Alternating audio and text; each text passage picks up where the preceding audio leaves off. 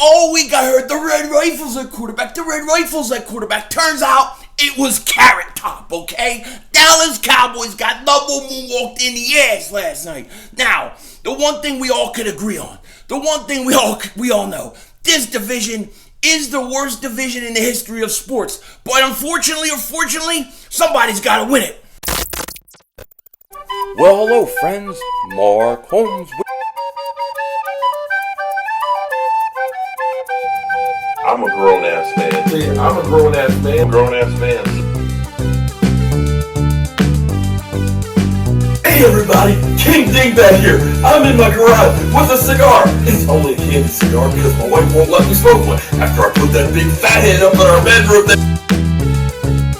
Let's get rid of that. At this point, I'd be happy for Dak to be playing for somebody else. And my team stinks. I agree. Stinks. They laugh about us. We're a disgrace. We suck. I am now Philly 500's bitch. Dallas still stinks.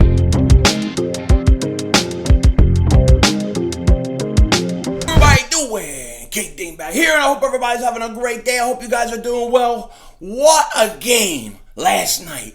What a beating last night. That was a true double moonwalking of the ass. The Arizona Cardinals took it to the Dallas Cowboys, and it was a beautiful, beautiful thing. And I'm going to tell you why this happened. I'm going to let you Cowboy fans know. You got to know. Mark Holmes jinxed you. Mark Holmes jinxed you. What do I mean by that? Here's what I mean. When my Eagles lost on Sunday, the first thing he does is make a video calling me Philly below 500. Now, I don't care if you say anything about me, but the fact of the matter is, he shouldn't be talking that much crap before the game. If the roles were reversed and I wanted to come at him, I would have waited until the Eagles won, and then I would have gone at him. He went at me, and he jinxed his team. Not only are we below 500, but so are you, Dallas Cowboys. And you got, not the Red Rifle, you got Carrot Top. You got Carrot Top because like I said about Andy Dalton all along, Andy Dalton is a choker. He is a choker. He doesn't come up in big games, and you saw it. And I think the Dallas Cowboys are in big trouble. And it's not just because of Andy Dalton, okay? It's because not only do they have Andy Dalton, but that defense stinks. They stink. They allow like 38 points every week. And it's brutal, and it's not getting any better. Now you got Cowboy players who are actually complaining about the coaches. Can you believe it? They're saying the coaches can't coach. The reports are coming out today. So all these years it was Jason Garrett's fault. Jason Garrett's fault. Jason Garrett's fault. I think I just called him Jason Garrett. But that's because I got Carrot Top on the head because I watched him play quarterback yesterday. But anyways, Jason Garrett was the problem. And Mike McCarthy is going to come in. He's going to save everybody. I said, he is an overrated coach. He had Aaron Rodgers. And the other thing with McCarthy is he's a passing coach. It's in his DNA. He is not going to stick with Zeke enough. He is not going to run the ball enough, and Dallas is going to have problems. And, of course, Zeke Elliott fumbling twice doesn't help. Dallas, they're on their heels. I mean, I put on Mark Holmes' screen yesterday. He was deflated. He was ready to quit. I mean, at least us Eagle fans, we're losing. I'm getting pissed off. I'm yelling. I'm screaming. But we're fighting. We're clawing, man. We want to play. Even the Giants, man, they're 0-4 at the time, whatever. They're fighting too. They want to play. Dallas Cowboy fans, they were quiet. Well, maybe we should just tank the season for this. That was what was going on his channel. The only guy that was saying anything was Michael Anthony. Where's the fitness? He was so upset he couldn't even take a nap. It was a beautiful thing. Beautiful thing. I love it. Payback. That's how I see it. I didn't come at Mark when he did that video on me, Philly below 500. I kept quiet. And then I watched his team get double moonwalked in the ass. Now I respond. Just like a gentleman. Just like a gentleman.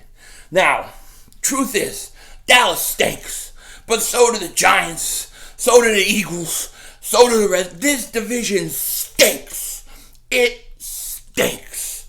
It is brutal. And you know, really, the logical part of my brain, which isn't that big, the logical part of my brain says, lose every game, get a pick, because the only way you're going to make real changes on this team in the front office with Howie Roseman, with Jim Schwartz, with Doug Peterson getting offensive coordinator is you got to lose. You got to lose, and it's got to become bad so Jeffrey Lurie acts. Okay, that's the logical part of my brain. The fan part of me is like, yeah, division sucks, but man, I want to get to the playoffs. There's nothing like getting in the playoffs, playoff football. We'll be the underdog. We'll take on that role, you know. And to me, I just can't tank the season away. I can't do it. I want to fight. I want to get through this, and that's why I want to beat the Giants' ass this Thursday. I want to get in the playoffs. And maybe it isn't the best thing in the long term, but my hope is that we can get to the playoffs and then they still make some moves in the front office. I think the key move the Eagles have to make this offseason is you got to fire Howie Roseman as a talent evaluator. He can stay and do contracts, but he can't be dealing with players and personnel anymore. So, I mean, this is a bad division. Somebody's going to win this division with 7 wins. And look, the Giants have an absolute shot. Okay? Now, I'm going to do my Eagles prediction tomorrow. I'll put that video out tomorrow. But I'm not super scared of the Giants. Why should I be? They haven't beaten us in years. But that doesn't mean it can't happen. They're going to give us a good fight. You know it's going to be close in the fourth quarter. It always is. And something weird's going to happen. That's what always happens in these games. Look, at some point in the history of the rest of the world and the rest of the the Giants are going to beat us. Is it tomorrow night? I hope not. I mean Thursday night? Hope not. If it is, the Eagles are in trouble. You are in trouble if you lose to the Giants. I think you're done. I think at that point it's tank time, because I don't think you can recover. If you can't beat the Giants at home on Thursday night, you're done. So it's going to be interesting. I really think that this week, this game is really going to tell us what path we got to take. If we win this game, you're in the division, you're in first place technically, and you keep going. I think there's no reason to think that the Eagles can't win the next 3 games. They got the Giants at home on Thursday. Usually a home team Thursday wins. That's just the way it is. Eagles have owned Giants in recent years. Then you have Dallas on Sunday Night Football at home. Dallas is reeling, and their defense is bad. We've played some good defenses the last few weeks. Baltimore, Pittsburgh, even San Francisco. Okay, we're going to play a lot worse defenses these next few weeks. And I'm hoping that Carson Wentz, the North Dakota assassin, the real North Dakota assassin, the real red rifle, I think he gets going in these next few weeks. I think he's going to have a big few weeks. And I think the Eagles playing the Giants at home, then the Cowboys at home, then they have a whole bye week to rest, and then they go play the Giants again. That's 3 wins that I think the Eagles can win. I think legitimately they can win it. I'm not guaranteeing victory or anything like that. I'm just saying I think they can win it. We'll see. It's going to be interesting. The key to defense is get rid of Nate Gerry. He stinks. If I was the Eagles, this will never happen, but I would call Cincinnati Bengals, right? John Ross just requests a trade. I'd call up the Cincinnati Bengals and say, hey, yo, Bengals, how you doing? Do you remember how good 47 was when he played? No, not that 40. No, the guy, he didn't miss that tackle. No, he didn't. He wasn't the guy with the shiny jersey that didn't get dirty. He wasn't the guy running in high heels. No, he wasn't the guy with pom-poms. We're talking about Nate Gerry. Nate Gerry, man. He's so good, you don't call his last name Jerry, you call it Gary. You know what I mean? He's that good. Hello? They'll probably hang up because nobody in their right mind would want Nate Gerry because he stinks. Okay? Now, John Ross did request a trade, and some people have been asking me today, do you think the Eagles should go after John Ross? Here's my honest opinion, okay? Do we need another injured wide receiver to come in and not play any football? Because that's what we're going to get. John Ross is always hurt too. We don't need that. We don't need it, so I wouldn't even bother. Now, if you want to give you want to give him a 7th round pick, future 6th round pick, something where it's basically you're getting him for nothing, sure, bring him along. But I wouldn't go out of my way at all, to get him, okay? Like I said yesterday, I want to be a seller. I want to be a seller at the trade deadline. I want to get rid of players, bring up guys from the practice squad. That's what I want to do, because we got to make changes. And in a perfect world, in a perfect situation in my head, okay, here's how I would like to see this season go. The Eagles win the division, start playing good football, get a home game. Nick Foles comes in, wild card weekend. Eagles beat Nick Foles. Carson Wentz gets some playoff experience, puts the Folesian society to rest for a few weeks.